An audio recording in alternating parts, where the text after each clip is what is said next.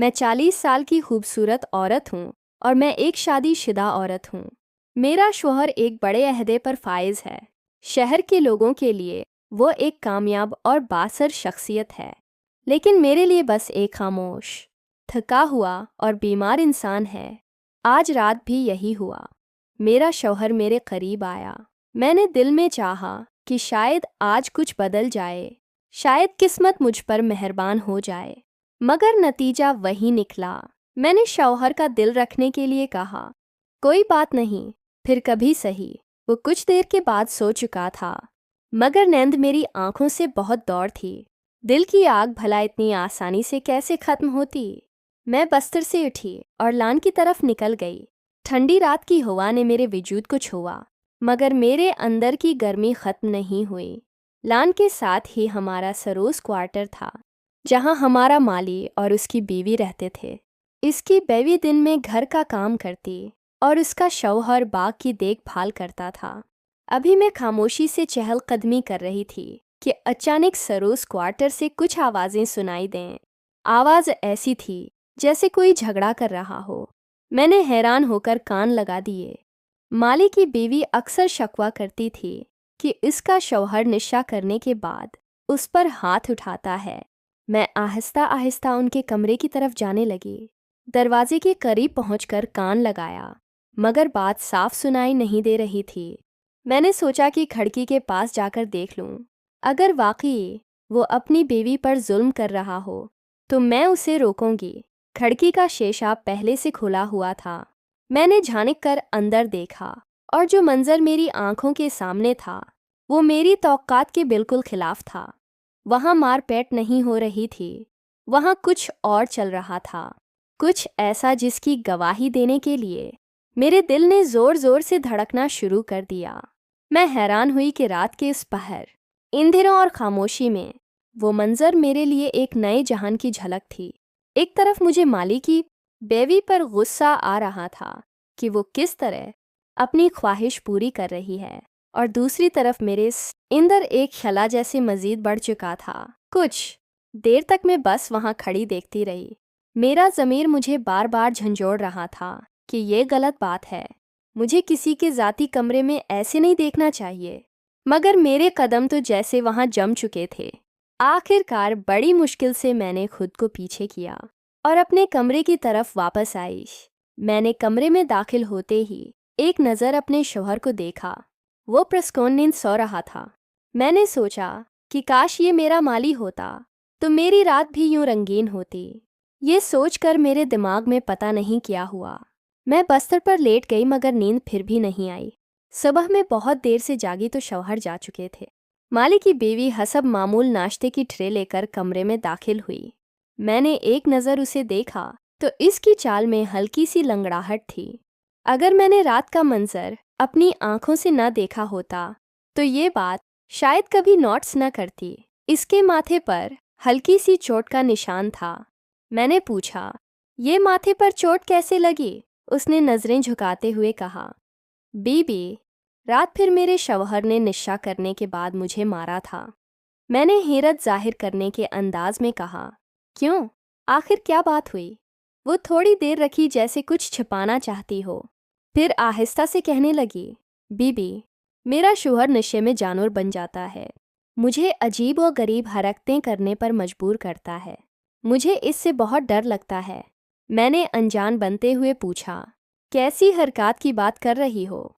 इसने जल्दी से कहा, मैं आपको नहीं बता सकती, बस समझ लें कि मेरी बर्दाश्त से बाहर होता है। मैंने सोचने का तासर दिया और कहा, अच्छा तुम फिक्र न करो, मैं तुम्हारे शौहर को समझा दूंगी। इसने मेरी बात सुनकर अपना सिर हिलाया, मगर साथ ही बेयकीनी से कहा, बीबी, वो किसी की बात नहीं सुनता। मैंने कहा, फिर भी मैं एक बार उससे बात करूंगी, शायद वो मेरी बात मान ले। इसने आहिस्ता से कहा, आप कोशिश करके देख लें। कुछ देर के बाद दरवाजे पर दस्तक हुई। मेरा दिल जोर से धड़का। मैं समझ गई कि माली आ चुका है। मैंने एंटर कैम्प पर बात की और उसको अंदर आने का कहा। थोड़ी देर के बाद वह ड्राइंग रूम में दाखिल हुआ। मैं जानबूझकर आहिस्ता कदम रखते हुए आई ताकि इस पर मेरा तासर और गहरा हो। मेरे गीले बाल शानों पर बिखरे हुए थे, जिस्म पर हल्की सी खुशबू थी। मैं सोफे पर जाकर बैठ गई। वो बैठा तो मैंने नरमी से बात शुरू की। मैंने कहा, देखो, मैं तुम्हारी बीवी की शिकायतें सुनती रहती हूँ। वो कहती है कि तुम अक्सर इस पर हाथ उठाते हो। आखिर ऐसा क्यों करते हो? इसने नज़रें झुका लें। कुछ देर के बाद आहिस्ता से कहने लगा, बीबी, वो मुझे खुश नहीं रख पाती। मैंने हैरान होने का तासर दिया और कहा, क्या मतलब? खाना नहीं बनाती या काम काज नहीं करती? वो घबराकर कहने लगा, नहीं बीबी, खाने पीने का मसला नहीं, असल बात कुछ और है। मैंने जानबूझकर इसकी तरफ झुकते हुए कहा, कुछ और का मतलब? माली ने नज़रें उठाकर मेरी तरफ देखा। इसकी आंखों में शर्म भी थी और कुछ दबी दबी ख्वाहिश भी। कहने लगा, बीबी, मैं क्या बताऊं? मेरी बात शायद आपको अच्छी न लगे। मैंने मुस्कुराकर कहा, तुम घबराओ नहीं, जो दिल में बात है वो बता दो। वो लम्हा मेरे लिए अजीब था। एक तरफ में बीवी थी, मेरे सिर पर एक बड़े ऑफिसर की इज्जत थी। दूसरी तरफ में औरत थी, एक जीती जागती सांस लेती औरत, जिसके दिल में बरसों की प्यास भरी हुई थी। माली हिम्मत करके कहने लगा, बीबी जी, मेरी बीवी मेरी ज़रूरत पूरी नहीं कर पाती। इसकी बात सुनकर जैसे मेरे दिल के दरवाजे मज़ीद खुल चुके थे। मैंने धीरे से कहा, तो फिर तुमने कभी सोचा है कि तुम्हें वो सुकून कहाँ मिल सकता है? वो हैरान होकर मुझे देखता रहा। इसकी नज़रें बार बार शर्म के बावजूद मेरी तरफ उठ रही थीं। मैंने अपना हाथ सोफे के बाजू पर रखा और नरमी से कहा, तुम आज दिल खोलकर अपनी ख्वाहिश कह दो, मैं तुम्हें मना नहीं करूँगी। ये जुमला सुनते ही उसकी आंखों में चमक आई। वो अभी तक शर्मा रहा था, लेकिन अब उसकी शर्म में एक उम्मीद पैदा हो चुकी थी। आखिरकार वो लम्हा आया जब माली ने अपनी शर्म ख़त्म की। इसने आगे बढ़कर मेरे कदमों को छुआ, जैसे शुक्रिया अदा कर रहा हो। मैंने उसको रोकने के बजाय हल्की सी मुस्कुराहट दी।